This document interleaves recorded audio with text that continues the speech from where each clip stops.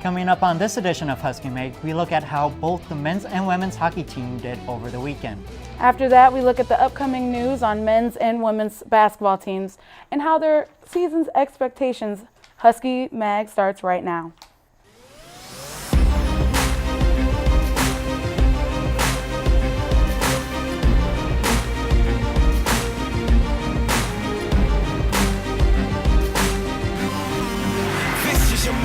You gotta own it, you gotta fight for your right to belong here. Now I'm awoken, never hide from exposure. Show you, nobody is unbroken. You will remember.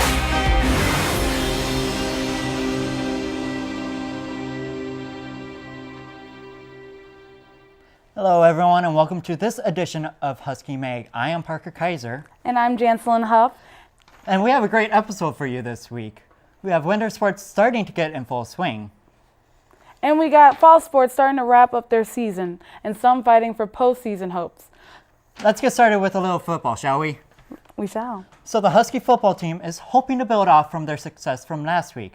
The Huskies traveled to Sioux Falls, South Dakota to face off against the Cougars. Both teams went into the second quarter without ringing up any points. Early in the second though, the Cougars would get on the board first thanks to a field goal. From there it would be a back and forth battle as both teams would trade touchdowns. The Huskies would go into the halftime up 21-10. The third quarter was controlled by the Cougars as they would make it a tie game in the fourth quarter. But thanks to an Adam Sage 27-yard field goal, the Huskies would take the game and make it two in a row. Longhorn got the start this week and went for 20 for 32 for 238 yards and 3 touchdowns. Lewis would carry the running load as he would rush for 108 yards on the day. And coming off that win, the Huskies improved their season record to 5-2 and improved their division record to 3-1 on the year. The Cardinal and Black are tied for second in the North standings with MSU Moorhead and Bemidji State, who they face in 2 weeks. And first is the undefeated Bulldogs of Duluth with a 7-0 season record and a 4-0 in division play. Up next, the Cardinal and Black will be in action Saturday and will be looking to make it 3 in a row as they will face off against the Peacocks of Upper Iowa. The Huskies, who are 5-2 on the season, are looking to make this homecoming weekend something to remember for both fans and players. Kickoff will be at 2 p.m. on Saturday at Husky Stadium. Now, the football team has had an amazing year after what was abysmal kind of start of the season last year. Longhorn has been hurt a couple of times, but Czech did fill in for him. He had 2 tough teams, a ranked MSU Moorhead team and then the undefeated Bulldogs team that creamed them up there. It was very devastating not having Longhorn for the past game, and just seeing him get back into his element, I was very impressed, and I'm so glad that now we have him as a big playmaker back in the season for the rest of the season. Right, and hopefully they can continue the success to the end of the season and make it a 7-2 season. That would be great. That's what we're hoping for. Well, the Huskies volleyball team was looking to bounce back from their loss against Duluth last Tuesday. On Friday, they were pitted up against Upper Iowa. The first set belonged to the Huskies, taking it 25-18. The second set was taken by Upper Iowa after a 5-point swing in the middle of the set. The third set was a back and forth battle, but the Peacocks stole it away from the Huskies to take a 2-1 lead in the match. The Huskies wouldn't go quietly in the night as they stormed back to win the fourth set 25-23. In the pivotal set 5, Upper Iowa stole the show as they won the game off a block to take the 5-set match 3-2.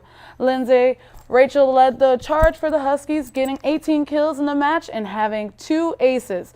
Mariah Meloso led the team in blocks with 5, and Maddie Torv led the team in assists, ranking up 57 of them. After a devastating loss against Upper Iowa University, the Huskies came out on top against Winona State at Saturday. The Huskies took 3 sets to get the win against the Warriors with the help of Cora Krenz, who had 35 digs, Mara Molson with 13 kills, and Lindsay Rachel charted 14 kills and 12 digs for Rachel's second double-to-double. St. Cloud State bounced back with the scores of 26-24 in their first set, 25-22 in the second set, and 25-22 in the third set. Now with the Huskies winning 8 times this season in straight sets, they can try to upset the number 4 team in the nation, Concordia University, who is currently on 5-game winning streak. St. Cloud State intends to keep the flame going against the Golden Bears after their 3-set win against Winona State. The match takes place away October 19th at 6 p.m. in St. Paul, and their second weekend match Saturday at 2 p.m. at Minnesota State Mankato.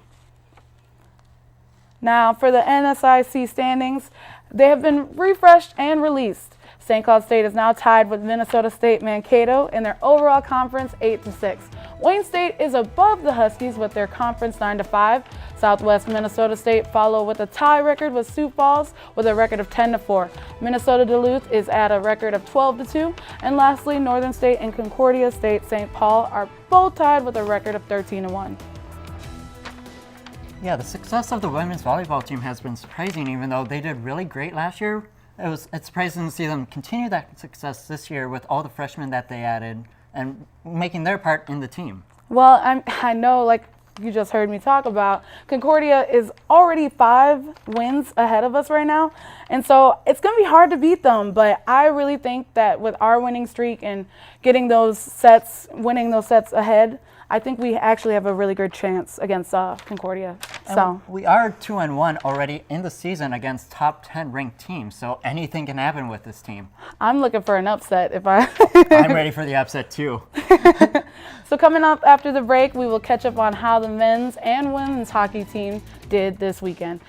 And we'll take a look ahead at both the men's and women's basketball season. Don't go anywhere.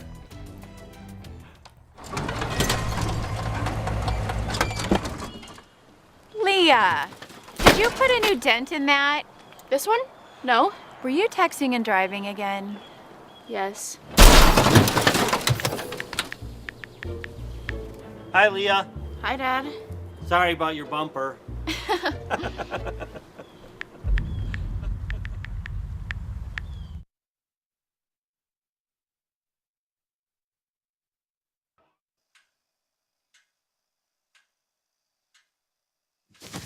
Awkward. I'm the awkward silence. You try to avoid me, then there I am again. But an awkward silence can be a great thing. Like Kelly here is about to demonstrate. You haven't really been yourself lately. Are you okay? Find out how you can help a friend with their mental health at seizetheawkward.org. Now on to the ice. St. Cloud State men's hockey comes out of the gate in the regular season opener with a 3-2 win against the University of Alaska. Blake Lazolt awakened the offense with his first goal of the season to tie the game 1-1 in the first period. Patrick Newell fought back with the next goal in the second period, which made the game 2-1. Newell on fire scored the last goal of the game to give St. Cloud their victory against Alaska. Not a bad start this season for St. Cloud. Following their first win of the season, this men's hockey were yet again on the ice in Alaska. For round 2, the first game was a close score, but St. Cloud State fired back-to-back goals with a score of 6-2. At first, the Canucks scored a 2-goal in the first period. However, the Huskies fired back with 5 unanswered goals in the second and third period. Thanks to Robbie Jackson, who tailored 2 goals in the game, both in the third period. Jeff Smith was a solid in the net as he saved 18 shots in the game. Patrick Newell would add to his weekend total with a goal and an assist during the game. On the other side, Fairbanks Lear would tally a goal and an assist to his name, and goalie Gurgles faced 30 shots on net and only saved 24 of them. With Patrick Newell starting the season off right with an amazing 3 goals and 5 points this weekend, it's only right that he was named the NCHC Offense Player of the Week. Patrick Newell not only assisted goals, he had his hands in all the tallies, scored 2 goals in the first game, and the second game scored the game-winning shot on Saturday. This is Newell's first NCHC Weekly Player Award. With the help of Newell, the Huskies season is looking very bright. I don't know, Parker, what do you think? I mean, I hope they continue their success into the next game, but I mean, time can only tell. Hopefully we won't get upset by an unranked team. Hey, fingers crossed. So we'll move on to the men's and UCHO rankings as The Huskies are ranked number 3 so far in the rankings, but on top is Ohio State after their amazing weekend. Notre Dame came in second in the poll with a 1-0-1 record, and Duluth, after the kind of rough start against U of M, is in third. As I said, St. Cloud State is in fourth, followed by Providence, U of M of Minnesota, Minnesota State, Cornell, Denver, who is an NCHC team that will meet later in the year, and then Penn State from the Big Ten, who are off to an undefeated start. So there's a lot of competition in the NCHC. I'm surprised not a lot more teams are ranked in the top 10 because of how tough it is, but I'm pretty sure once the season starts going, they'll be getting up there in the ranks. The momentum and everything, yeah. So I'm really excited to see where this goes on further. So, I mean, it's looking good for us, as far as I'm concerned.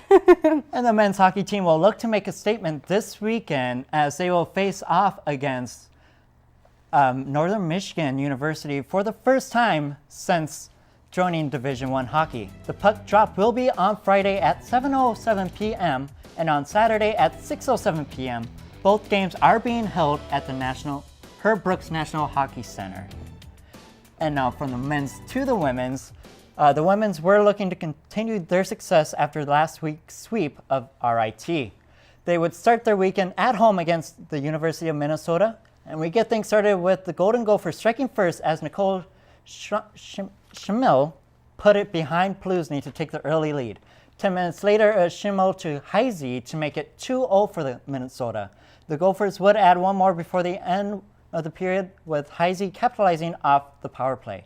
The Huskies would come back in the second period with a fire lit within them, and Wemple would put one behind the net for the Huskies, and then 7 minutes later, Nyland, who would put another one behind to bring the Huskies within one.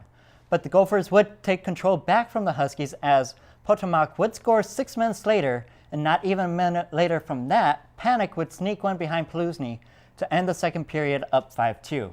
The Gophers would score one more in the third thanks to Potomac's second of the night to win the game 6-2. Plusny would save 38 shots while in net as Taylor Wemple would get an assist and a goal on the day. For the Golden Gophers, Justine would block 14 shots from the Huskies as Taylor Heisey would ring up 2 goals and assists in the game. The Cardinal and Black would look to bounce back on Saturday night as they traveled to Minneapolis to finish off the series against the Golden Gophers. It wasn't the start that the Huskies were looking for, though, as Potomac started things where she left off the night before with a goal within 2 minutes. The Gophers would add a goal later in the period thanks to Odin to finish off the first period. Zumwinkel would put another one away before the end of the period, But the Huskies would find a way to score in the second period as Nyland would shoot one past Goby on the power play. That would not be enough as the Gophers would add one more in the third thanks to another Odin goal to give the Gophers the 4-1 victory. Alder would start in net for the Huskies and would save 37 shots on the night. Janine Nyland would finish the game with a goal, and for the Gophers, Goby would be a brick wall for the team as she saved 4 out of the 5 shots she faced. Odin led the team with 2 goals on the night, with Potomac adding 1 on the night to bring her weekend total to 3. There were only 3 changes in the women's USCH poll this weekend, as Minnesota, Duluth, and Ohio State switched positions as Ohio State is now 4th and Duluth actually is now 5th. As the poll introduced Maine into the top 10 this week, Clarkson stayed in first, and Wisconsin and Minnesota also stayed in first with second and third. And now the women's hockey team will be traveling to Mankato this weekend. After having a home-and-home series against the U of M, the Cardinal and Black will be looking to bounce back against the Mavericks. Mankato is coming off of being swept against Ohio State last weekend. Friday's puck drop will be at 7:07 p.m.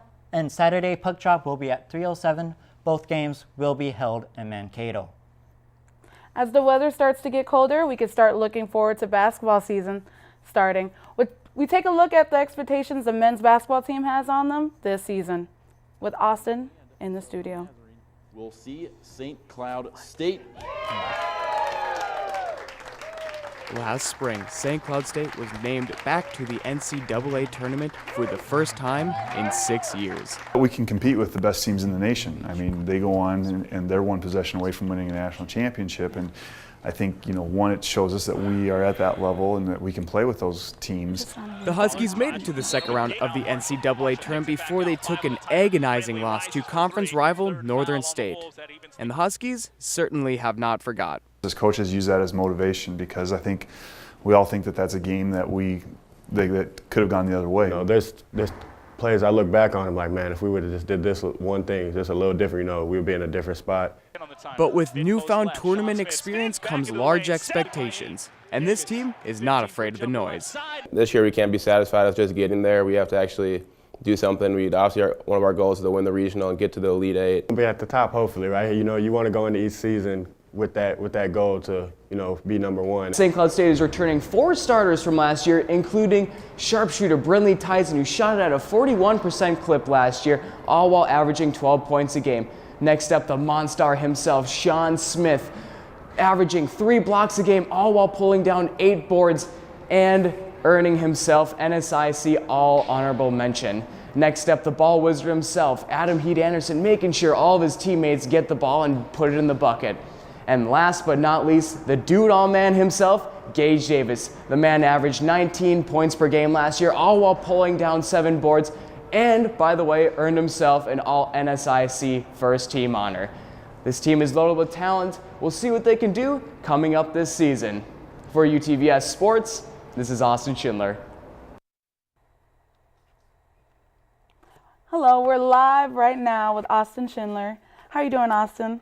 I'm really good. I'm doing really good. A lot of fun things happening up. I know you're going to be even better now that we're talking about basketball. I know you're ready for it. Don't even get me started. This season, I'm already getting a real giddy about it because just this Monday was the basketball showcase where both men's and women's team showed the roster, showcased their skills, and even had a dunk contest, which Sean Smith won by a free throw line dunk. So, well, I'll give him credit. I'll give him credit for a free throw line dunk. I did see a little step inside the line, though. Just a little. But otherwise, it's going to be a real exciting season.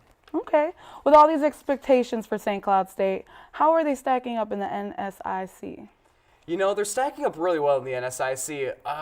Last year, Northern State was the top dog in the conference. They lost 2 of their starters, Carter Evans and Ethan Boyle, and they were the rocks for that team. 6'8", 6'10". Those guys got all the boards, and they carried Northern State all the way to the NCAA championship. And St. Cloud State played them really well during the season, so the fact that they can stack up against a team like that is really, really good. Otherwise, teams like Mankato in the South Division, they're going to be really good. Augustana and Southwest Minnesota State, those guys are all going to be good. But Mankato, they're returning 3 starters, Cam Kirksley, Kevin Krieger, and Carlos Anderson. All those guys averaged over 10 a game for Mankato State and the Mavericks. But, for St. Cloud State in the North, they're sitting really good. They have Minot State, and they still have to worry about Northern State, who they're always going to be a good team. But, if there's any year for St. Cloud State to take the conference, I'd say they have a really good chance at taking this one. Sounds like this is our year. Well, I noticed that you said a lot about returning players. St. Cloud State, however, did lose 2 of their seniors last year, and it was John Overcamp and Andy Foley. How are they going to make up those losses? It's just kind of like with Scotty Stone last year. We didn't really know how they were going to fit in with the new pieces coming in. How they're going to replace the top 3-point shooter in St. Cloud State history. But they did it really well. They got all the way to 2nd place in the North, and they just managed to make it work. Honestly, they moved the ball a lot more. They just found ways to get better. And I think with the same thing, Matt Reimer said it himself. You just kind of find the pieces to put the puzzle together. I know that's cliche, but that's coming from him, not me. But those guys were the glue guys. John Avercamp averaged 17 and 6 for us. Andy Foley, not so much, but he was always the guy that made the right play, the right pass. He always had a great basketball mind. And, it's really nice to see that we could progress without Scotty Stone last year. And then this year, I expect John Avercamp and the absences of John Avercamp and Andy Foley to not be much of a difference because we have guys like Sean Smith, Gage Davis, and Brinley Tyson, who Gage Davis, obviously the most all-around player on the team, averaging 19 and 8, and Brinley Tyson, the absolute sniper. But I think we're going to see a lot more from Sean Smith and John Avercamp's absence, as he averaged 11.5, 8, 3 blocks a game, which is just astounding numbers, and even 3 assists. So he was the second leading assist guy on our team, and it's really, really nice to see that we have a guy that down low that can make the pass and always has that basketball mind. So, making up for those 2 losses, I think it's going to be a breeze for St. Cloud. Sounds good. I mean, it sounds to me that you're very confident, and you're making me kind of confident. So I'm really excited. I don't want to jump to conclusions yet, but I'm really liking where we're sitting right now. There's a lot of experience on this team, for sure. Sounds good. Well, coming into the season, what does St. Cloud State, in your opinion, have to improve on? I talked to Coach Reimer about this too. There's 2 things that he really wanted the team to improve on. It was rebounding and finishing the game. And that is something that I saw personally throughout the season last year. We would out-rebound opponents by averaging, like two rebounds per game, but it would be those last couple minutes in the the second half, those last 5 minutes in the second half that we just lose our footing. We would get a little sloppy, we'd turn the ball over, we wouldn't finish the game. And I think that's what Coach Reimer is really looking for, because in the conference tournament, we were up 3 times in the last 5 minutes, and the Huskies were within 3 or more, but we just could not maintain that lead. We could not make sure we get that win. And otherwise, during the NCAA tournament, we did lose to Northern State, who made it to the national championship, but we just couldn't finish those last few minutes, and that really hurt us. And to say if we could have played better those last few, and we lost to the team that made it to the NCAA final, I would say we're sitting really, really good. They should be worried. Well, now that we're done talking about St. Cloud State, I know you're a big NBA fan as well, so tell me more about that. The NBA, it's starting up. I'm excited. It's going to be a really, really good season. I'm not sure if I want to talk about the Timberwolves yet. That's going to be a real heart jerker. Jimmy Buckets, he's a little disgruntled, we can all tell, but Karl Anthony Towns, Andrew Wiggins, I think they're going to step up this year. The people have been ragging on them all summer, and if I was them, I'd be pretty sick of it myself. I'd be stepping up my game. So I think with their drive, they could make it to the playoffs potentially again, with or without Jimmy Butler. But otherwise, throughout the league, it's going to be interesting with LeBron going to LA, DeMarcus Cousins going to Golden State. There's going to be a lot going on here, and it's going to be a real exciting season with everything all shaken up now, for sure. For sure. I was devastated hearing that Jimmy Buckets was leaving too, because I followed him from Chicago to St. I thought he was following me, to be honest, but but I'm devastated, and I hope that he finds a future still in Minnesota. It'd be really nice for them to mend relationships, but I think we heard it from him. He's really disgruntled here in Minnesota, and I think it'd be best for him and the team if they just separated ways, started fresh. They tried it out last year. It didn't go so well, according to Jimmy. But, as this season stacks up, I think there's a really good chance we could take the next step especially with our young guys. Everyone's, like I've said before, everyone's just been ragging on them. But otherwise, it's going to be a good season overall. Well, it sounds like there's going to be a lot of great sports going on in Minnesota. Oh, for sure. Well, thank you for joining us, Austin. Thank you. My pleasure. Following the break, we will show you how both men's and women's swim teams did this weekend. And we'll move to the pitch to talk soccer. Don't you move a finger, we'll be right back. I got some Oxy after I hurt my neck. First I took them to feel better. Then I just kept taking them. I didn't know they'd be this addictive. I didn't know how far I'd go to get more.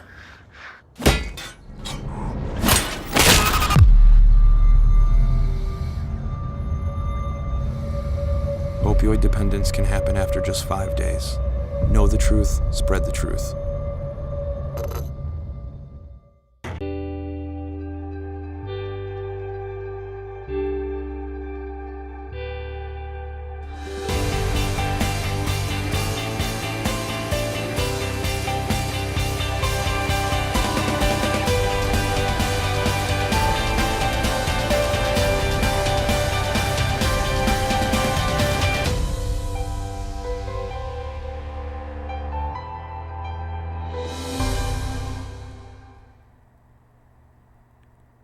The women's swim and dive team started their young season on Friday as they traveled to Northern Michigan. The luck wasn't with the Huskies as they would lose on Friday against Northern Michigan. And on Saturday, they would swim their way to the top against Northern State. The Huskies' Jennifer Thompson would win 50 free with a time off the 24-34 Friday. The women's swim and dive team will look to keep the momentum going as they will be back in action on October 27th against Carleton College during the Carleton College Invite. It will be held in Northfield, Minnesota. Action will start around 11 a.m. that Saturday. While the women stated on the right foot, the men would lose both on their meets during the weekend, losing to both Northern Michigan and Northern State. Jose Alamo would help the Huskies with a second-place finish in a 200-meter with the time of 2 minutes and 3 seconds. The men's swim and dive team hope to get back on track as they will also take a part in the Carleton College Invite. The invite will be held in Northfield, Minnesota, along with the women. The first race will take place around 11 a.m. that Saturday. And from the pool to the pitch, where the women's soccer team are looking to keep their winning ways going as they travel to Fayette, Iowa to face off against the Peacocks. No goals would happen until the 70th minute when Upper Iowa's Kate Schumer would take a strike from 25 yards out over the head of Welsh and into the back of the net to give the Peacocks the lead. The Huskies would strike back 4 minutes later as sub Maria Cass would get her third goal of the season over the outstretched hand of Rudrud. The game would go into overtime and would end with the score of 1-1. Welsh would make 3 saves in the game to preserve the tie, while the Upper Iowa's defense was able to keep the NSIC Offensive Player of the Week Maroon to only 2 shots in the game. For the Peacocks, Rudrud would save 12 shots in the net. The Huskies would travel to Winona State on Sunday, hoping to keep their undefeated streak alive. Both teams struggled to get on the board until the 46th minute when Abby Bohansky would beat Welsh off the dribble and hit the back of the net to give the Warriors the lead. The Huskies would try to get on the board but were unsuccessful as Winona would take the win, breaking the Huskies' 3-game undefeated streak. The Huskies' dominance were strong, but the whole game, only allowing 2 shots on net. The Huskies' offense couldn't get the shots going as they did on Friday against Upper Iowa, only getting 3 on the net. Now looking ahead at the upcoming matches for the Husky soccer team. On Friday, they would face off against the University of Sioux Falls with the overall record of 4-8-2 at Husky Stadium at 1 p.m. on Friday.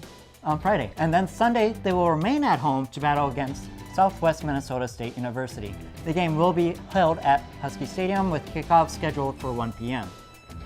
We're now going to move our way to the updated NSIC standings as the undefeated Bemidji State is unsurprisingly in first place, followed by MSU Mankato with a 9-1-1 conference record. Behind them are Augustana, who are 3 points behind Mankato, and Winona with a win on Sunday is 1 point ahead of both the Huskies and Concordia of St. Paul. Behind the Cardinal of Black is Minot State, Northern State, New Mary, and Minnesota Duluth to round out the top 10. And after the break, we will tell you who the leader of the pack is for the week. Don't touch that remote. Husky Mag will be right back. As these hot ashes are about to be dumped, which could possibly start a wildfire. How will Smokey deal with such a hot situation? The garden hose defense. Next, a thorough stir.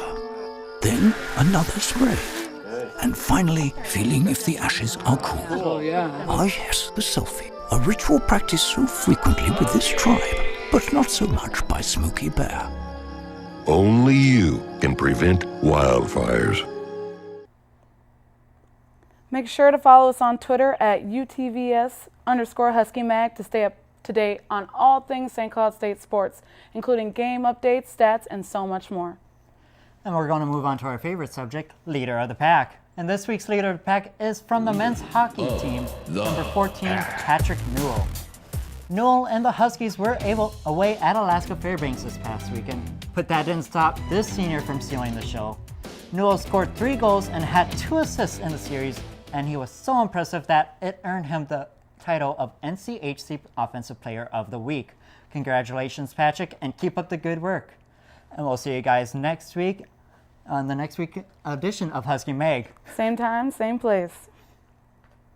I want some more.